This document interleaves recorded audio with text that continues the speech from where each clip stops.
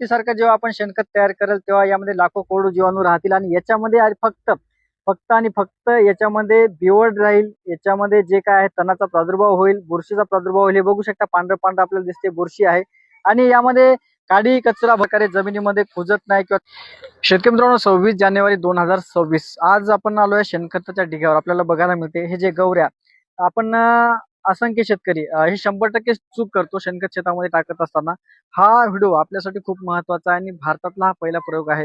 हा जर प्रयोग आपण केला तर नक्कीच 20 ट्रॉलीपेक्षा जास्त ट्रॉलीची ताकद, जास्त पॉवरफुल शेणखत एकाच ट्रॉलीत आपल्याला बघायला मिळेल। त्यासाठी आपल्याला प्रक्रिया करायला लागेल ते म्हणजे अमृत पॅटर्न पद्धतीने।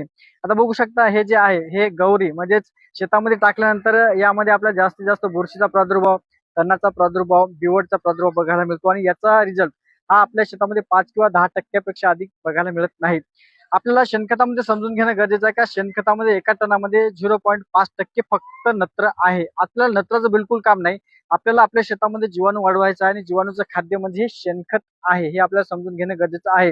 आता बघू शकता हे आपल्या माझ्या हातात जे बघायला मिळते हे शेणखत आहे आणि हे जे आपण थोडं कॅमेरा थोडं झूम करा, थोडं जवळ घ्या, सेम हे प्रक्रिया आपण केलेलं आहे। आता बघू शकता हे पारंपरिक पद्धत आहे आणि हे अमृत पॅटर्न पद्धतीने प्रक्रिया केलेला आहे। आता हे एकदम बारीक पत्तीसारखं शेणखत झालेलं आहे आणि याच्यामध्ये लाखो करोडो जीवाणू आहेत आणि हे जीवाणू आपल्याला आपल्या शेतामध्ये काही पत्तीसारखं जेव्हा आपण शेणखत तयार करेल तेव्हा यामध्ये लाखो करोडो जीवाणू राहतील आणि याच्यामध्ये फक्त फक्त आणि फक्त याच्यामध्ये बिवड राहील। याच्यामध्ये जे काय आहे तणाचा प्रादुर्भाव होईल, बुरशीचा प्रादुर्भाव होईल। हे बघू शकता पांढरं पांढरं आपल्याला दिसते बुरशी आहे आणि यामध्ये काडी कचरा प्रकारे जमिनीमध्ये कुजत नाही किंवा चांगल्या प्रकारे जमिनीमध्ये मिक्स होत नाही आणि याच्यामुळे आपल्या जमिनीमध्ये बुरशीचा प्रादुर्भाव दिवसेंदिवस वाढत आहे।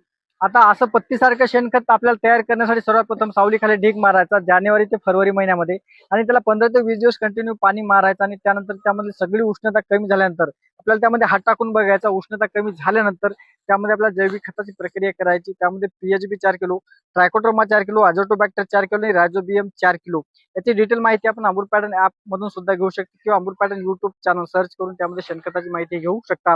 आता शेतकरी मित्रांनो हे जे शेणखत आहे 2 महिन्यामध्ये 3 महिन्यामध्ये बारीक पत्तीसारखं होईल। 1 दिवस आड करून म्हणजे जैविक खताची प्रक्रिया पाणी टाकल्यानंतर आपल्याला 1 दिवस आड करून त्यावर पाणी मारायचं आहे।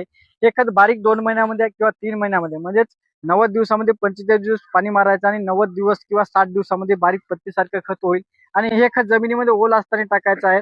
मे महिन्यात किंवा मार्च महिन्यात शेणखत हे शेतामध्ये नेऊन फेकून देतात, हे एकदम चुकीचं आहे। या खताचा काहीच रिझल्ट येत नाही, उलट आपल्या शेतामध्ये बुरशीचा प्रादुर्भाव वाढते, त्याचबरोबर तणाचा प्रादुर्भाव वाढते आणि महत्वाचं आहे की जीवाणू सुद्धा तेवढ्या प्रमाणात वाढत नाहीत। आपल्याला जीवाणू वाढवायचे असेल आणि आपल्याला अधिक उत्पादन घ्यायचं असेल, बरेच शेतकरी 4-4 वेळ तणनाशक मारत आहेत। तणनाशकाचा वापर तुम्ही करा, मी काय म्हणत नाही करू नका म्हणून, पण तणनाशक मारल्यानंतर हे जे शेणखत आहे ज्यामध्ये लाखो करोडो जीवाणू आपल्याला वाढवायचे आहेत ते जर आपण आपल्या शेतामध्ये टाकलं तर नक्कीच आपली जमिनीची सुपीकता वाढेल, उत्पादकता सुद्धा वाढेल आणि खर्च जो रासायनिक खताचा आहे तो नक्कीच कमी होईल, यामध्ये काही शंका नाही। ओके।